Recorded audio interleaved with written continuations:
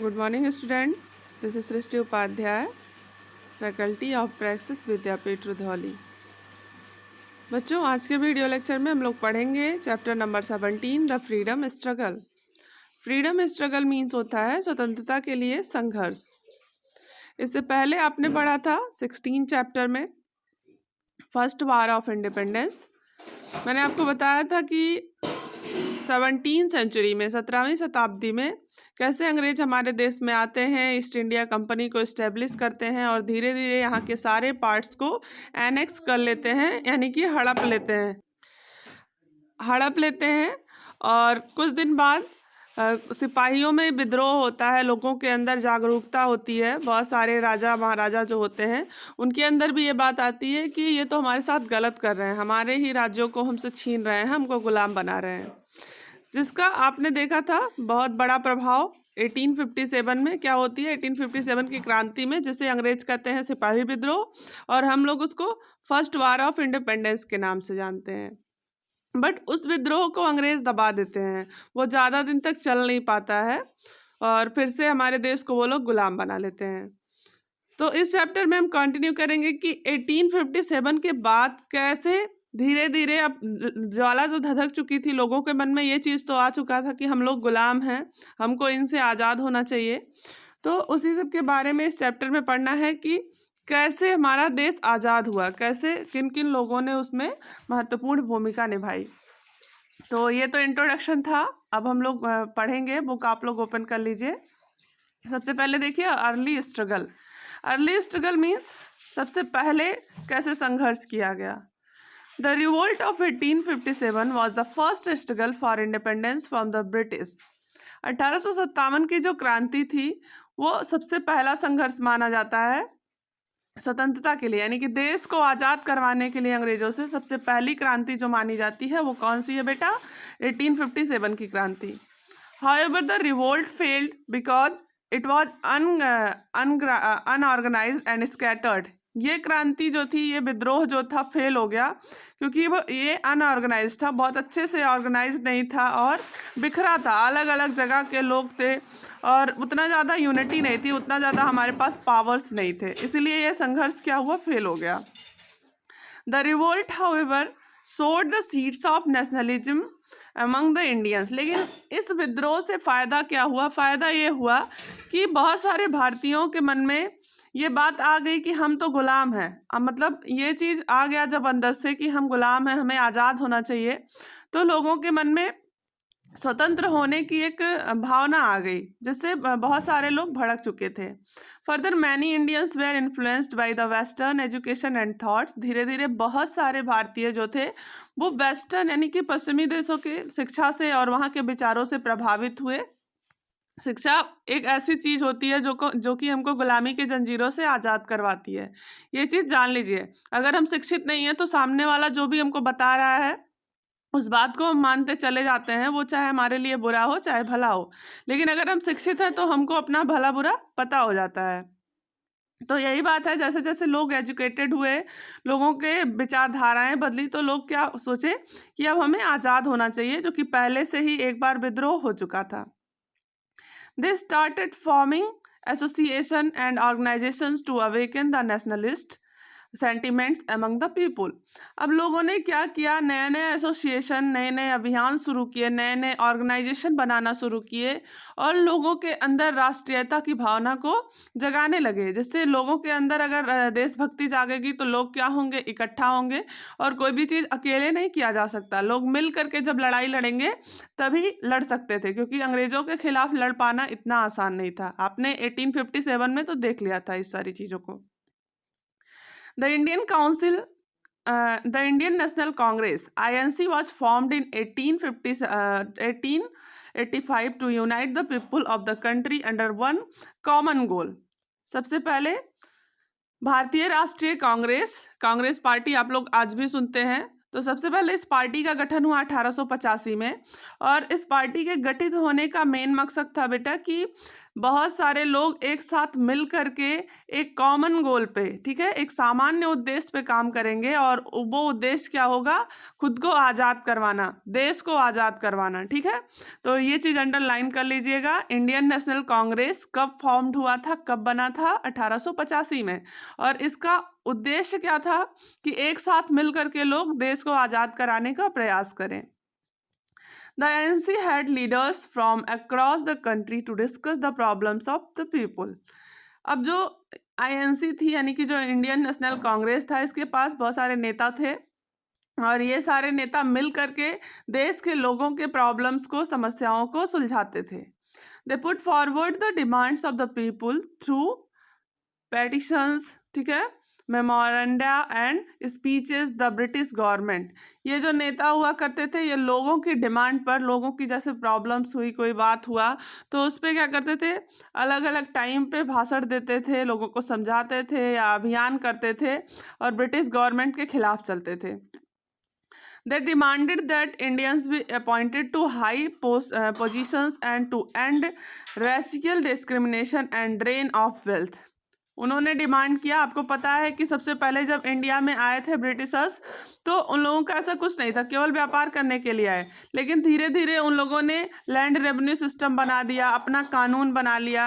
अंग्रेज ही high post पे होते थे, किसी भी भारतीय के पास अपनी सेना नहीं रह गई थी, ठीक है। आपने doctrine of lapse and subsidiary alliance के बारे में तो पिछले चैप्टर में पढ़ा ही है। तो कुल मिला जुला करके जितने भी इम्पॉर्टेंट पोस्ट होते थे, जैसे जज, वकील, डॉक्टर, जितना भी हाईएस्ट पोस्ट होता था उस पे अंग्रेज ही रहते थे, किसी भारतीयों को उस पोस्ट पे नहीं रहने दिया जाता था। अब जब आईएनसी बन गई, जब भारतीय राष्ट्रीय कांग्रेस का गठन हो गया, तो इसके जो नेता थे, इन लोगों ने मांग की। आपको पता है ना कि ये भारतीयों की समस्याओं को सुलझाते थे, टाइम टाइम पर क्या करते थे? नारेबाजी और भाषण वगैरह दिया करते थे।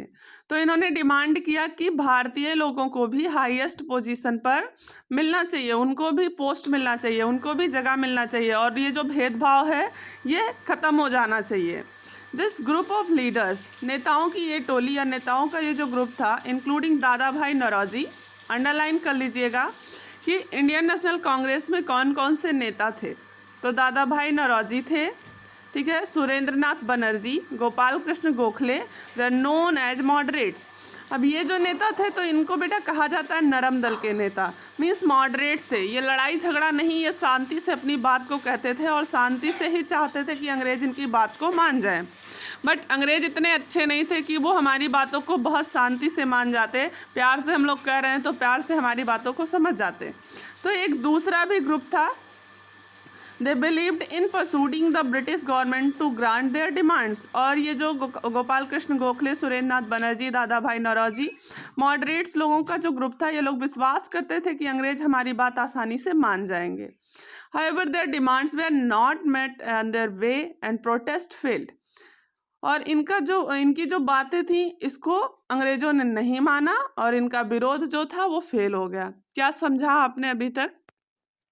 कि आफ्टर 1857 1857 की क्रांति के बाद लोगों के मन में क्या हुई? स्वतंत्रता की ज्वाला धधक गई, क्योंकि वो क्रांति क्या थी? फेल हो गई थी, क्योंकि वो उसका ऑर्गेनाइजेशन सही से नहीं हुआ था। अलग अलग जगह से लोग बिखर बिखर करके लड़ाई कर रहे थे, इसीलिए वो क्रांति फेल हो गई, ठीक है।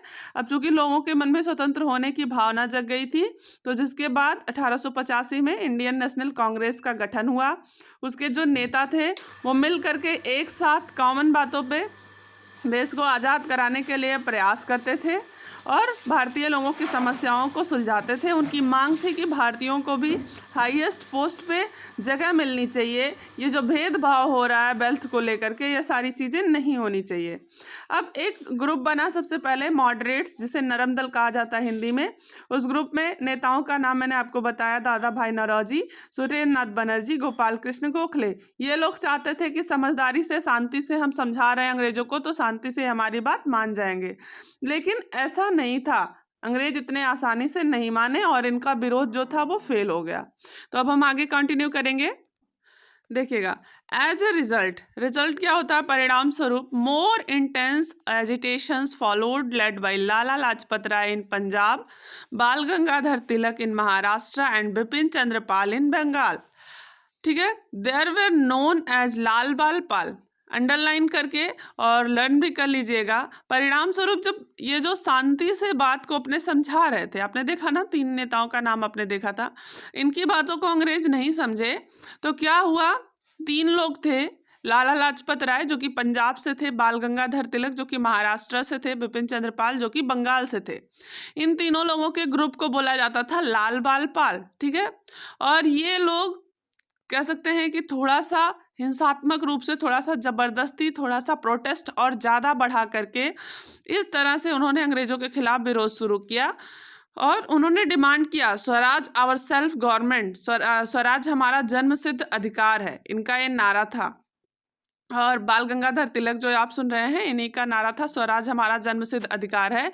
मीन्स इस पे आप लोगों का नहीं चलेगा। अंग्रेजों को उन्होंने बोल दिया कि ये तो हमारी ही जगह है, हमारा ही देश है, यहाँ पे आप लोग ये जो कर रहे हो ये ठीक नहीं है और ये हमारा अधिकार है, इसको हम ले करके रहेंगे, ठीक है। जबरदस्ती उन लोगों ने बोला। they boycotted England made cloths and promoted Indian cloths। उन्होंने इंग्लैंड यानी कि अंग्रेजों के बनाए हुए कपड़े, इंग्लैंड के जो भी कपड़े थे उनको उपेक्षित कर दिया, उनको अपनाने से मना कर दिया और भारतीय लोगों को कपड़े बनाने के लिए प्रेरित किया और भारतीय कपड़ों को महत्व दिया। They rejected English school and promoted Indian education. उन्होंने अंग्रेजों के शिक्षा नीति को भी रिजेक्ट कर दिया, अंग्रेजों के स्कूल में जाने से मना कर दिया, लोगों को जाने से मना करते थे और भारतीय स्कूल में लोगों को जाने के लिए प्रेरित करते थे। They also abandoned British services and asked people to join their movements. उन लोगों ने ब्रिटिश सर्विसेज को भी छोड़ दिया, साथ ही साथ लोगों को भी छोड़ने के लिए कहा और अपने अभियान में जो उनका आंदोलन था उसमें मिलने को कहा लोगों से। This group was called radicals. और इस ग्रुप को कहा जाता है बेटा रेडिकल्स यानी कि गरम दल। जो लोग थोड़ा ज़्यादा उत्साहित थे, जो लोग शांति से बस सीधे साधे नहीं थे, कह सकते हैं कि उनके अंदर और भी ज़्यादा ज्वाला थी, वो थोड़ा उग्रवादी टाइप के थे। उग्रवादी कहना नहीं सही होगा, लेकिन कह सकते हैं कि सीधे साधे नहीं थे, ठीक है। Who advocated radical measures to get their demands met। और उन लोगों ने अपने बातों को मनवाने के लिए अंग्रेजों से ठान लिया था। The Indian freedom struggle gained a truly national character with the advent of Mahatma Gandhi. लेकिन भारतीय स्वतंत्रता की जो सही मायने में शुरुआत होती है वो महात्मा गांधी के संघर्ष से शुरुआत होती है। तो आपने क्या देखा, ये जो रेडिकल्स थे, जो गरम दल के नेता थे लाल बाल पाल, इन्होंने क्या किया, अंग्रेजों की बनाए हुए स्कूल, अंग्रेजों के बनाए हुए कपड़े, ठीक है, वहाँ के सर्विसेज, सारी चीज़ों को खुद भी रिजेक्ट किया और भारतीय लोगों से भी रिजेक्ट करने के लिए कहा और इंडियन चीज़ों की तरफ ज़्यादा ध्यान दिया। मतलब इंडियन चीज़ों को प्रमोट किया, Indian schools, Indian clothes and Indian foods, सारी चीज़ों को, इंडियंस की ही चीज़ों को ज़्यादा प्रमोट किया। और उन्होंने एक नारा भी दिया कि स्वराज और सेल्फ गवर्नमेंट, स्वराज हमारा जन्मसिद्ध अधिकार है। तो freedom struggle under Mahatma Gandhi अब हम पढ़ेंगे। तो ये क्या है देखते हैं, महात्मा गांधी के अंडर में कैसे स्वतंत्रता संग्राम छिड़ता है। Mahatma Gandhi was born on 2 October 1869 at Porbandar in Gujarat. Mahatma Gandhi कब इनका जन्म हुआ था, 2 अक्टूबर 1869 को पोरबंदर में, गुजरात में। तो अंडरलाइन करके लर्न कर लीजिएगा बेटा। Putlibai and his mother was Putlibai and his father was Karamchand Gandhi. उनके माता का नाम पुतलीबाई था और उनके पिता का नाम करमचंद गांधी था। He was named Mohandas Karamchand Gandhi after his father. चूँकि उनके पिता का नाम क्या था बेटा, करमचंद गांधी था। तो गुजरात में अभी भी ऐसा होता है कि फादर का नाम जो होता है वो बच्चों के नाम के आगे ऐड हो जाता है, ठीक है। तो ऐसे बहुत सारे जगह का रूल होता है। तो ऐसे ही गांधी जी के साथ भी हुआ कि उनके फादर का नाम भी उनके नाम में ऐड हो गया। कैसे ऐड हुआ देखिए, ही वॉज नेम्ड मोहनदास, चूँकि मोहनदास तो उनका ही नाम था, करमचंद गांधी उनके पिताजी का नाम था, तो मोहनदास करमचंद गांधी उनके पिता के नाम उनके आगे ऐड हो गया। He was married at the age of 13 to Kasturba. 13 साल की उम्र में उनकी शादी हो जाती है कस्तूरबा से। आफ्टर हिज एलिमेंट्री एजुकेशन, उनका जो बेसिक शिक्षा होता है, कह सकते हैं प्राइमरी शिक्षा होती है, उसके पूरा होने के बाद कस्तूरबा से उनकी शादी हो जाती है। He went to London to become a barrister at law। उसके बाद वो लंदन चले जाते हैं बैरिस्टर बनने के लिए, ला की पढ़ाई करने के लिए वो कहाँ चले जाते हैं, लंदन चले जाते हैं। तो आपने क्या देखा, सबसे पहले गांधी जी के आंदोलन को देखने से पहले हम क्या पढ़ेंगे, गांधी जी के बारे में पढ़ेंगे, कौन थे, कब पैदा हुए थे। तो 2 अक्टूबर 1869 को पोरबंदर में गुजरात में पैदा हुए थे। उनकी माता का नाम पुतलीबाई, पिता का नाम करमचंद गांधी था, और पूरा नाम उनका क्या था बेटा, मोहनदास करमचंद गांधी। पैदा हुए, उसके बाद में 13th ईयर के एज में क्या हुआ, उनका शादी हो गया कस्तूरबा से। बेसिक शिक्षा के बाद वो लंदन चले जाते हैं ला की पढ़ाई करने के लिए। After London Gandhi went to South Africa to practice law. London से जब वो पढ़ाई कर लेते हैं बैरिस्टर की, यानी कि वकालत की पढ़ाई करने के बाद वो कहाँ जाते हैं, साउथ अफ्रीका में जाते हैं प्रैक्टिस करने के लिए। होता है ना, लॉ की पढ़ाई करने के बाद लोग जाते हैं प्रैक्टिस करने के लिए कोर्ट में। तो गांधी जी भी जाते हैं, कहाँ जाते हैं, साउथ अफ्रीका जाते हैं। Like India it was also a British colony. India की तरह यानी कि भारत की तरह साउथ अफ्रीका में भी क्या था, अंग्रेजों का राज था, वहाँ पे भी ब्रिटिश कॉलोनी था। ठीक है। There Gandhi witnessed and suffered facial discrimination. वहाँ पर गांधी जी ने बहुत ज़्यादा फेशियल डिस्क्रिमिनेशन यानी कि कह सकते हैं कलर डिस्क्रिमिनेशन वहाँ पे होता था। ठीक है, काले गोरे में बड़ा भेदभाव होता था। इस बात को लेकर के उन्होंने बड़ा संघर्ष किया। According to a famous incident, he was thrown off from his first class coach in spite of processing a valid ticket. एक घटना बताई जाती है उनके लाइफ की कि उन्हें फर्स्ट क्लास के टिकट, उनके पास फर्स्ट क्लास का टिकट होते हुए उनको फर्स्ट क्लास के कोच से बाहर फेंक दिया जाता है, क्योंकि उनका कलर कैसा था, गोरा नहीं था।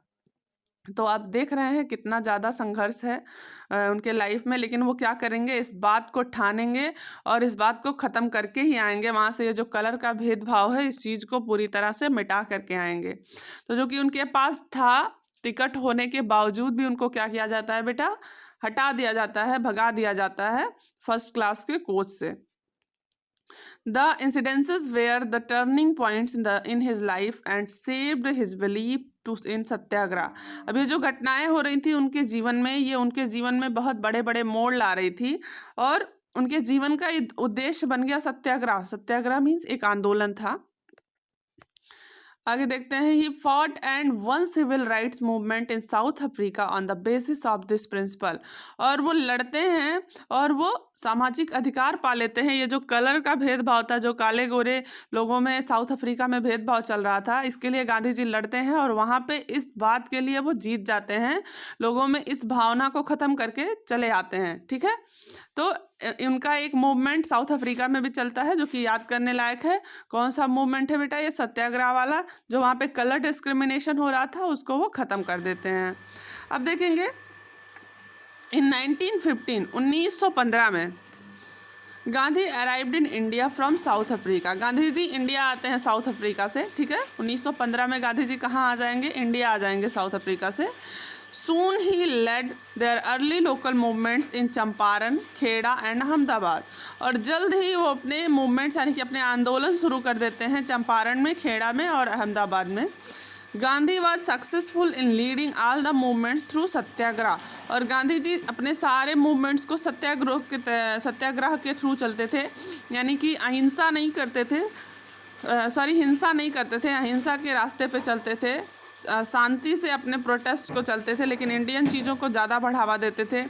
मतलब उनका एक जिद था कह सकते हैं, जैसे साधु महात्मा करते हैं शांति से अपने आंदोलन को, उसी तरह से वो करते थे और उनके सारे मूवमेंट्स क्या हुए, सक्सेसफुल हुए। तो satyagraha and non violence means वो हिंसा में विश्वास नहीं रखते थे। Gandhi soon emerged as a people's leader. धीरे धीरे गांधी जी लोगों के अंदर एक नेता की तरह समा गए और वो थे भी, उनके अंदर ऐसी क्वालिटी थी।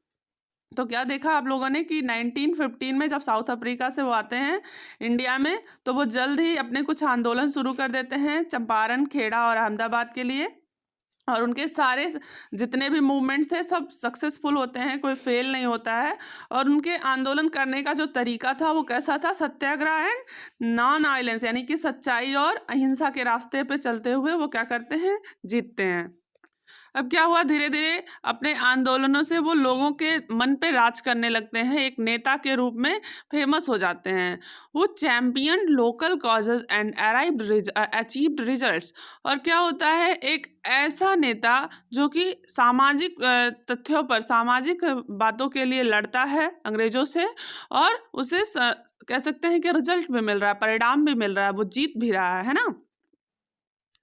तो इस तरह से हम लोगों ने गांधी जी के बारे में, उनके अर्ली पीरियड के बारे में पढ़ा, early stage of freedom struggle भी देखा।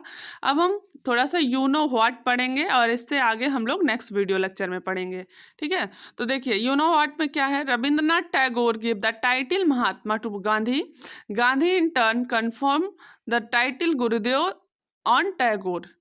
अब आप देख रहे हैं कि गांधी जी जो थे ये हिंसा नहीं करते थे, ये मारपीट और बहुत ज़्यादा हिंसात्मक रूप से अंग्रेजों के साथ नहीं पेश आते थे, या किसी के साथ भी नहीं पेश आते थे, बड़े सीधे साधे व्यक्ति थे।